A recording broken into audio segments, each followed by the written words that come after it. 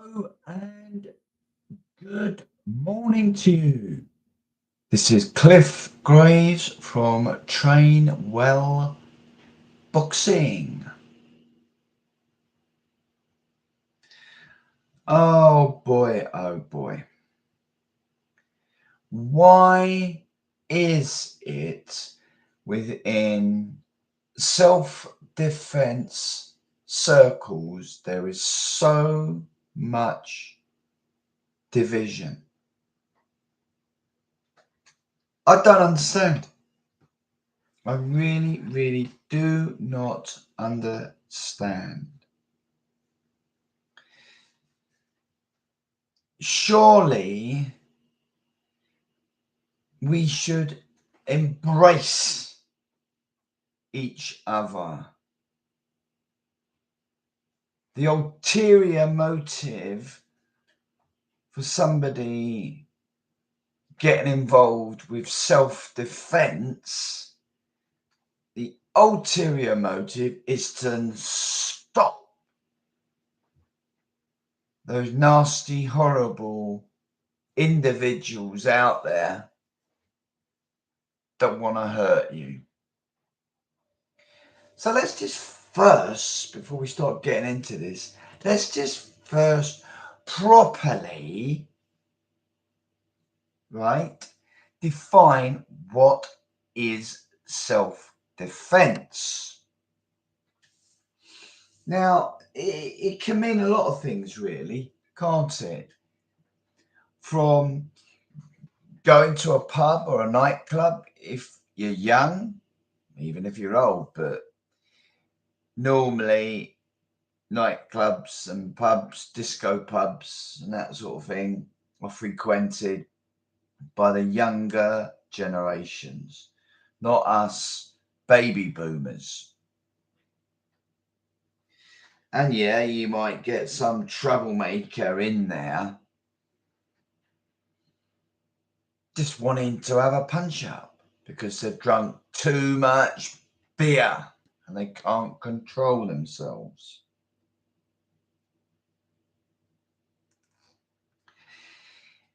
It goes from that scenario right the way through to the petite female, and I am sorry to say this, and I do apologize,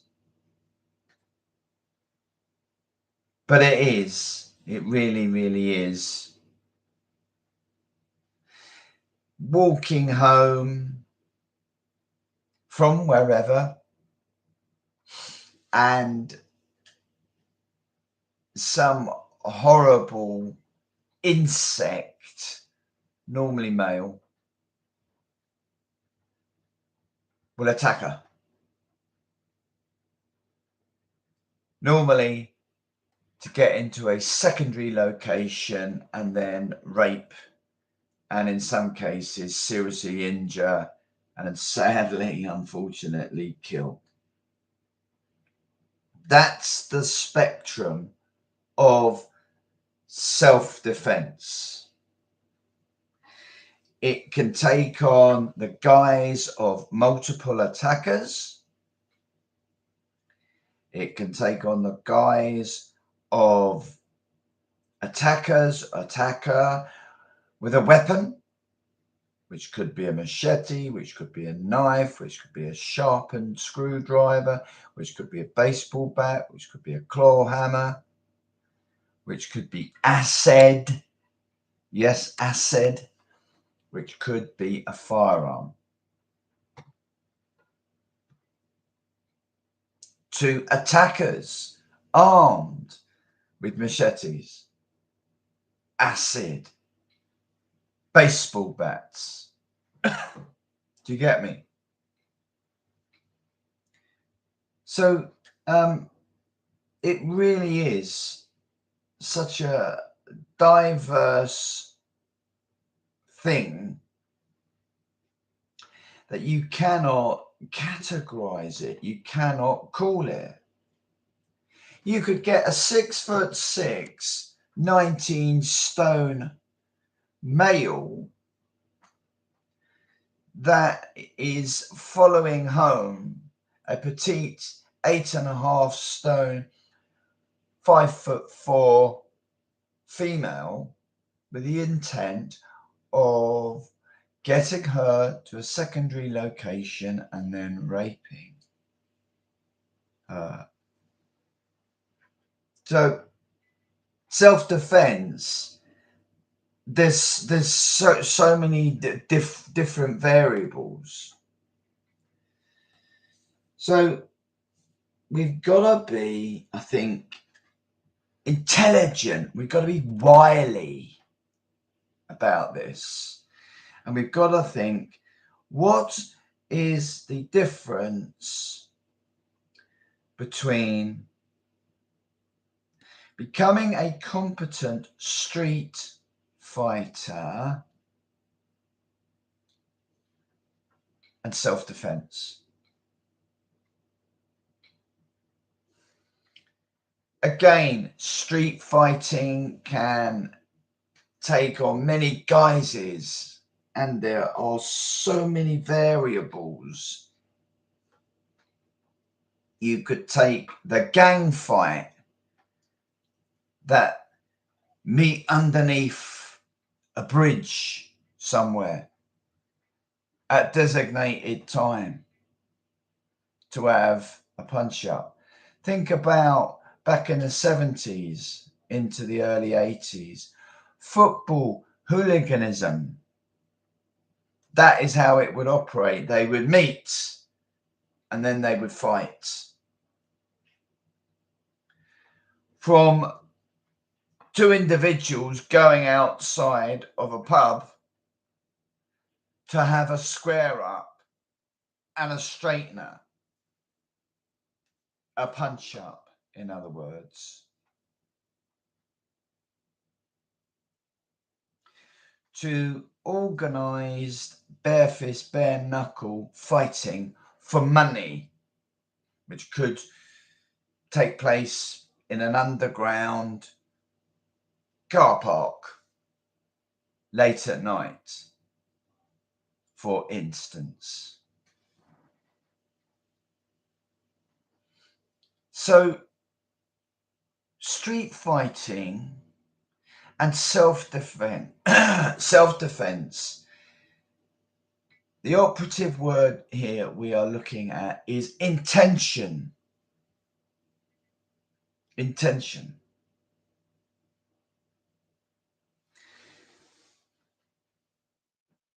Park for a moment the techniques. A knee into the groin is a knee into the groin, whether you're doing it outside the pub, mano on mano, having a square up. Or you get that one in as the petite female trying to get home, take off your stiletto heels and clout your attacker several times over the head to ensure the threat is neutralized. Take the other stiletto heel off and run to safety into a person's house or telephone, but we'll come to that in a minute. It's the intention, isn't it? What are you intending going to these self-defense classes for? Are you intending to become the toughest hombre in the pub?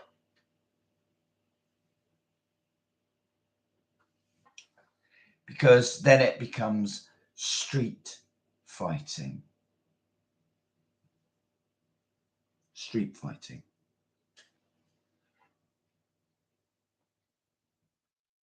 So it's intention, my friends.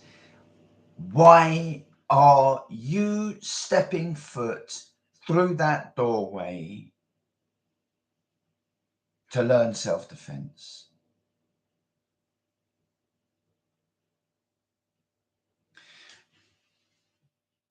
So techniques, street fighting and self-defense,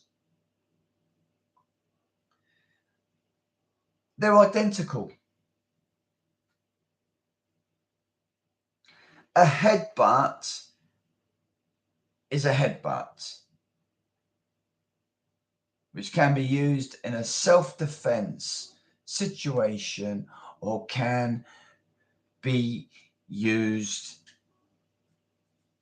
in two drunk hombres having a punch up outside the back in the car park of the local boozer. A bite onto the hand. Somebody's got you into a headlock and you bite that hand, that index finger, although you're going to bite it off.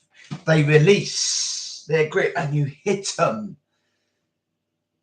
with with a punch straight into the liver, straight into the solar plexus. You headbutt them across the bridge of the nose. You take off, if you're a woman, your stiletto heel and you crack them over the back of the head. And then you run off. Can be applicable to street fighting and self-defense. You're that lone female walking down the dark, unlit road. You've been to a nightclub. You're a little bit tipsy. You've missed your taxi home. It's not a particularly long walk. It's a lovely, beautiful summer's morning, but it is very dark.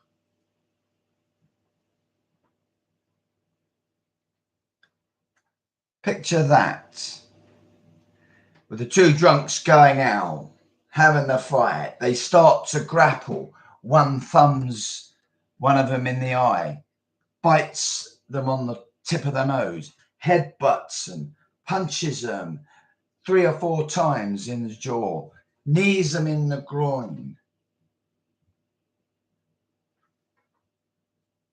Well, that can be the same scenario for the petite woman walking home.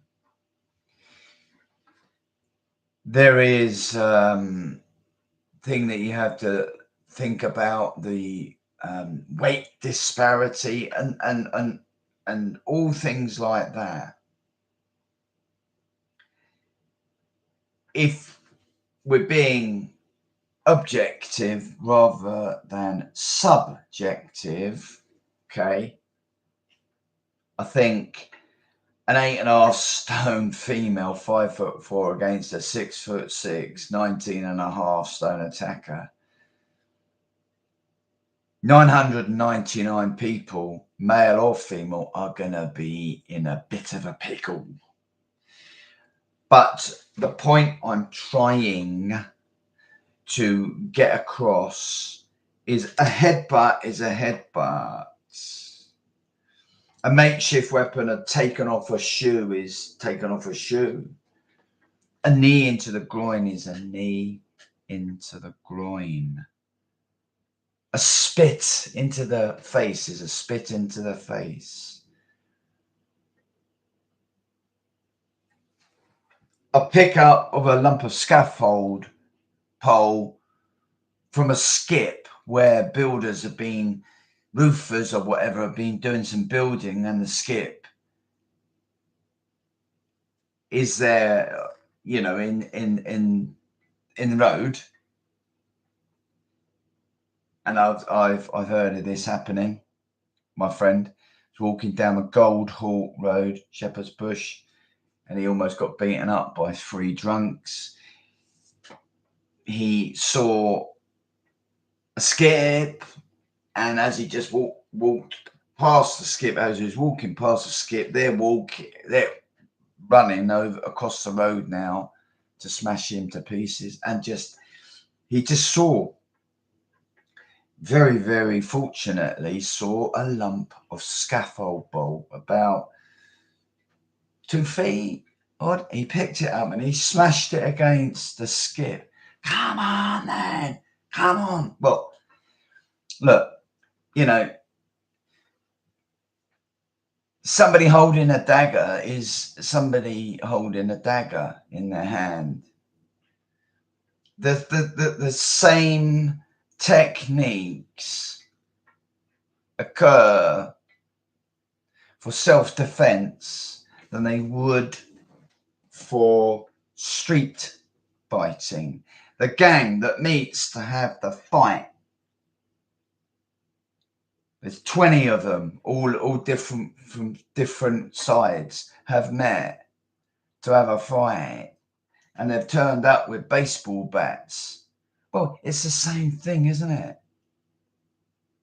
Whether you using the baseball bat as a self-defense situation or a street fighting situation, it's all tarred with the same brush.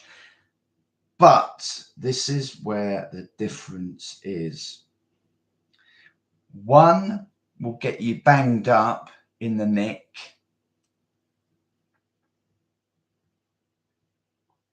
for dependent on how severe the situation is, from 5 years upwards. That's 5 Christmases away from your loved ones. The other, not necessarily, and in most cases, never, because you've acted in self-defense. Intention is the important word here. And it pains me when I see all these self-defense coaches, so-called self-defense coaches, bickering like silly sixth form kids, bickering and spiteful comments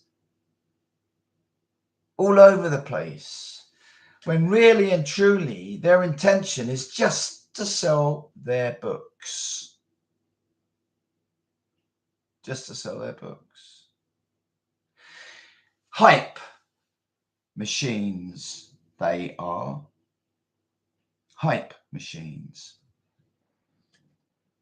Are you honestly telling me you can learn to do things for self-protection? Call it the umbrella. Self-protection. From a book, without training with partners? This is why people go and get involved with self-defense classes, because they can train what they're learning out of these books, which ain't rocket science, and apply it, hopefully.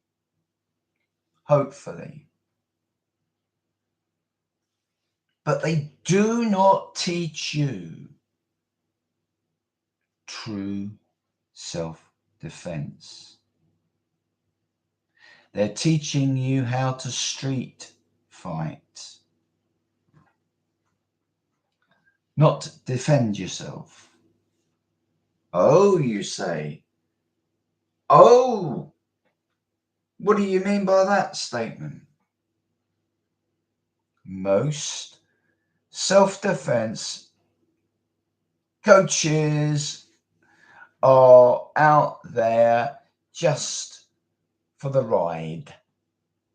They just want to make some money. It's a cash cow.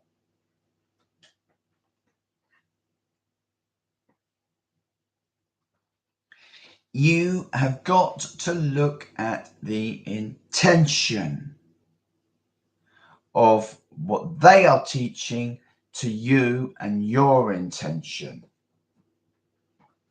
and you've got to be honest. And then you will see that the most simplest of stuff being taught will prevail. The difficulty is you've got to practice it on live people in live situations for it to have any chance of being effective. So there is no need, unless you can find those people that want to train with you, to buy a book. You see, this is how contradictory a lot of these, especially here on YouTube, sadly, you'll find, are. They want you to buy the book, but then they're saying you've got to practice it on live people. And oh, by the way, that's my technique that I'm teaching. Don't take it from the book and then go and practice it.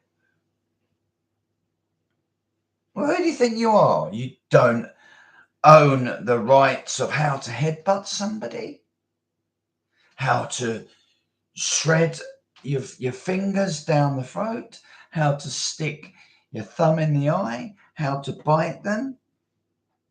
You don't own those rights. You've just commercialized it into your little book, haven't you?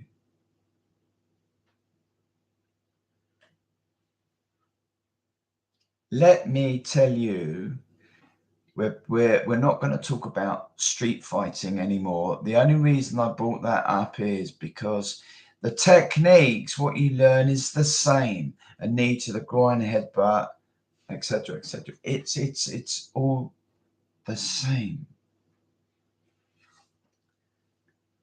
True self-defense, let me tell you, and I'm not charging you a penny, and I'm not a self-defense instructor. I just believe in honesty and transparency to help you people. True self-defense is the art of not be there. Let's take the example of the young lass walking home at 2 o'clock in the morning after she's been from the nightclub where, bless her heart, the cab that she had been thieved and pinched by somebody else. You know the story. It happens. But if she hadn't even gone to the nightclub, the risk of her being attacked at 2 o'clock in the morning is much, much less, even zero. But then you say, well, I want to go out. It's a weekend. Didn't you as a youngster? Yes. So if you're intent on going to the nightclub, you absolutely must insist that, you know, you're going to get a cab home, or you've got some absolutely cast iron guarantee that you are going to get from the nightclub to your home indoors safe. Does that mean opening an account with a cab firm that's only all ladies, for example? And they do exist. They are out there. So that when you come from the nightclub, your female cabbie that you got the account with is waiting there for you. The doorman should be doing, security staff should be doing their job professionally, making sure everybody's clearing the premises, making sure if there is a lone female on her home that she is safe. You pre-plan. You pre-plan. That's what you do. The pub, where there's always punch-up, well, it'll probably get closed down in the end by the authorities, but the Rough House pub, why do you have to go there after work on a Friday to have a couple of pints before you meet all the lads later on in the evening? Why don't you walk a little bit further and go to the quieter pub, where it's not all going to kick off over a game of snooker or darts?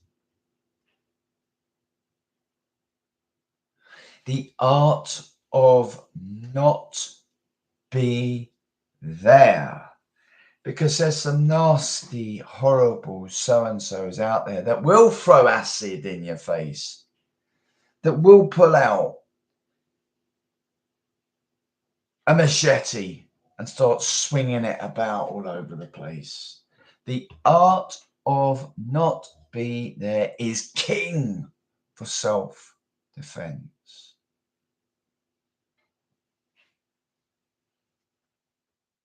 Next in line has to be situational awareness. Now, there could be, I can't really, I'm just trying to think. Because if you're using the art of not be there, it doesn't really mean that you have to utilize situational awareness. But let's supposing you do, all right? So you utilize your experience, what you've learned from the self-defense coach that's taught you this, theoretically taught you to identify and know a bit better body language. I had a situation where I won't tell you the situation, but it came like this guy and myself, we're engaged in a verbals. Then he put his hands in his pocket. Now I'm utilizing the guard. And I said to him, what do you put your hands in your pocket for?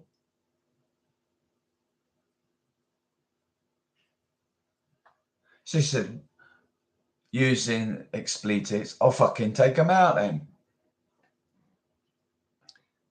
But it's situations like that.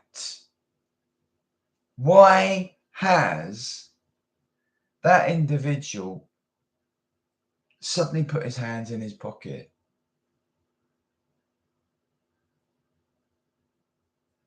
When does the preemptive strike, which you are allowed to do via British law, preemptive strike, but that's another discussion that will go on and on and on.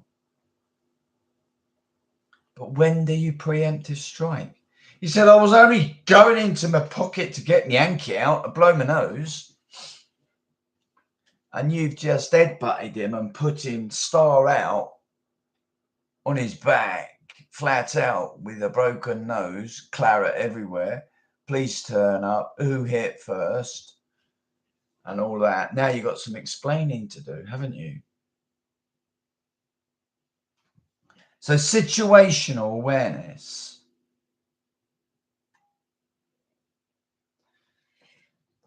The next one is kind of, these all run parallel together, apart from the art of not be there, which beats them all. If you're in the safety of your own house, bricks and mortar is the best form of self-defense, right? Or in your car speeding off, right? But anyway, so situational awareness, the talk down, the run away are all sort of, they run parallel together really. But I think if you view situational awareness and you see some sort of situation which you think, I don't like this at all. You're very streetwise. You come from, something's happened with this cab, for example. The cabbie's gone off sick, and all the others are elsewhere. Well, take your stiletto heels off and put a pair of trainers on. Yeah, take them in your bag with you. Your big bag that you put in the cloakrooms at the nightclub. Take it with you. What does it mean just for them to hook your overcoat on in the cloakroom and also the bag? Come on. Most door staff and security staff are going to think, yeah, it's a woman. Can I just see what's in the bag, love, please? So that if you've got to use your legs to run it away, run away. Run away. Run away. Yes. Situational awareness. You've seen this ne'er-do-well. You've crossed over one side to another of the road. You think, oh, I don't like this. Blow this, bang, you're away off.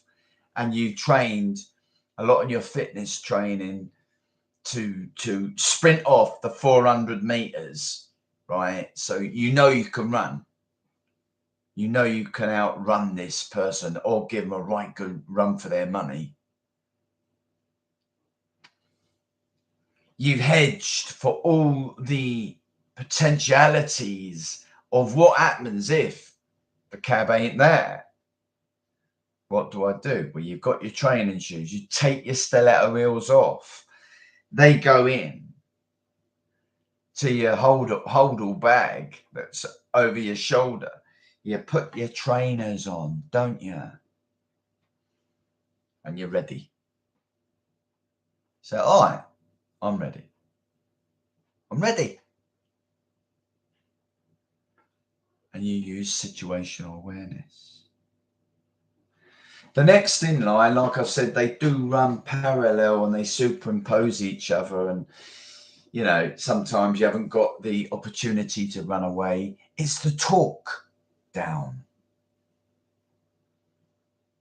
Have you ever tried to talk down somebody that's on crack cocaine? Have you ever tried to talk down somebody that's just an argumentative little so-and-so?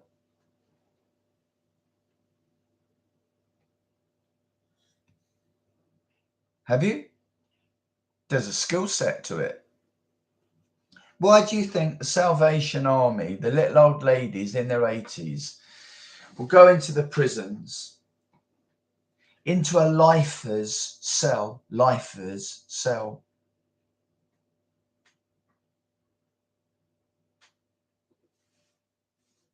when that lifer is irate about something, and talk them round?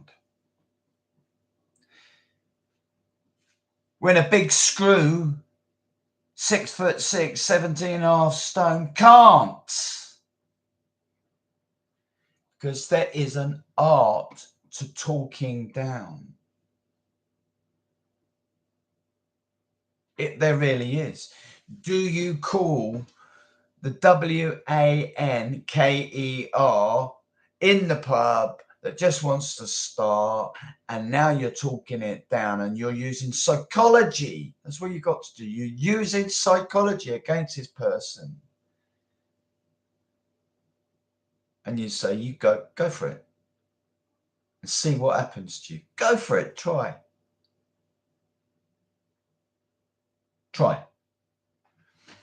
Well, they're not expecting that, are they? But you could say that to the same individual and they pick up I don't think they have them anymore in pubs, a glass ashtray and smash it straight away across your face. Or put a bottle in your face or whatever. So talk down, but there is a skill set to that. Run away, we talked about. And then the last bit is fight. And like we've said, fighting is fighting. You take something from Muay Thai, the Muay Thai elbow. You might have trained that over and over and over again. And it might just be that Muay Thai elbow that smashes across their nose, sends your attacker back, and your attacker thinks, no, too risque. No, enough. So the techniques are the same. It's the style of teaching these self-defense coaches adopt, which is wrong. Some. I don't name and shame, or I don't name anyway, but I could, on one hand, tell you 5 exceptionally brilliant, highly professional self-defense, self-protection coaches. I could also, on the other hand, give you 5 absolute tossers, which the 5 really great ones can't stand. I am not portraying myself to be a self-defense coach. I am only come online to hopefully help you make the informed decision. Ask questions. Do you teach how to observe situational awareness?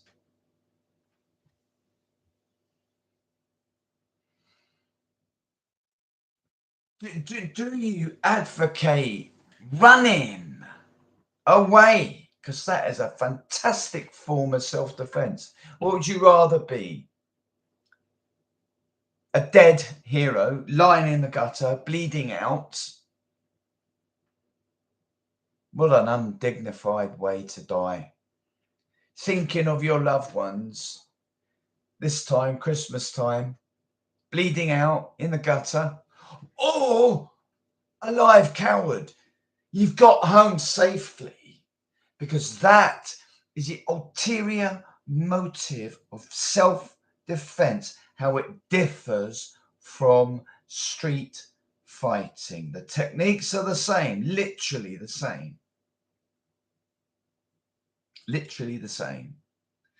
But it's the intention that differs. So, in closing, ask your self-defense coach, do you teach situational awareness? Do you advocate running away? And can you help me with a running program? You have to run. That is part of it. Being able to run away. What do the animals do in the wild? The antelopes, when the lions go after them, sometimes the lions get them and then they're finished, they're dead. Sometimes they don't, and that particular antelope or antelopes that have run away live to fight another day. So you run away, you forget. This is where becoming the best proficient fighter. Oh, did you hear about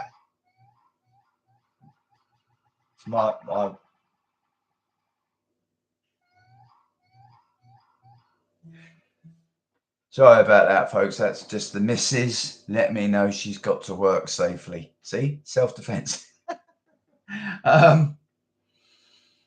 Yeah. What was I was talking about all the different techniques of learning how to run away and being fit.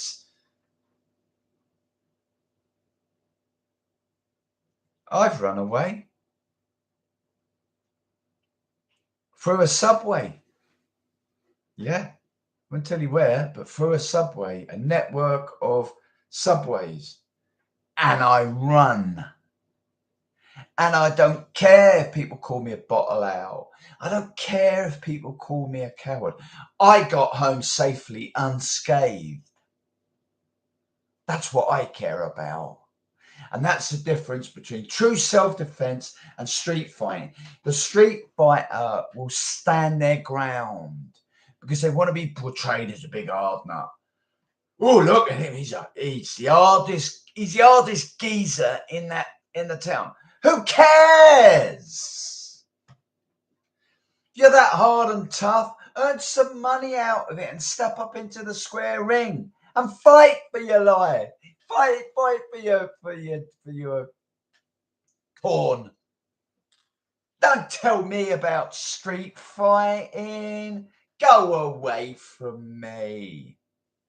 Go away from me. Two things interest me: the sport or the self-defense. And as much as what I've said, you've got to understand, an 8-stone lady ain't going to be able to do anything against a 19-stone male. Sadly.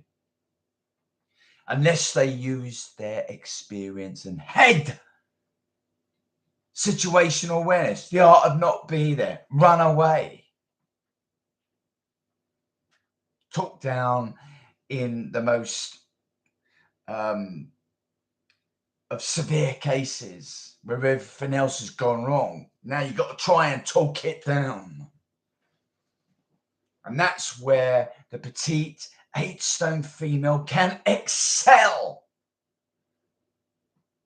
Sorry to say this, ladies. I'm sorry to say this. But it is, isn't it? Even me, a 14-stone. Who do you think is going to punch out a 6'6", 18 and a half, 19-stone male, freaking out and going into one? Or yours truly, 25-year-old, who's going to get splattered all over the cobbles, do you think? That's the difference between street fighting and self-defense. So you need to be quizzing your self-defense coaches. You need to also ask them this: how many times do you train per week? Because once a week ain't enough. Look at the circus artists when they're juggling. How often they're doing it, practicing time and time again and again and over and over and over again. Minimum twice a week you need. Minimum. It's time for the bickering between self-defense, bona fide self-defense coaches, instructors, instructoresses, call you what you want, stops. Because it's very, very tiresome having to listen to all this horse crap on YouTube. Stop it, YouTube algorithms. Blank them off the face of the earth, because they're not real people. They're not real instructors. To the coaches out there that teach self-defense, the proper full McCoy, that involves theory as well. Most of it, 80% of it, theory, 20% of it practice, the physical stuff, which is normally simplistic techniques, I take my hat off to you. I take my hat off to you, and I say thank you. Thank you so very much for taking your precious time out to help me. Thank you so incredibly much. I'm very, very grateful. To the rest, you know who you are. You know who you are. Go away. This is Cliff Graves from Train World Boxing. You have a great, safe, blessed weekend. I'm out of here. Ciao.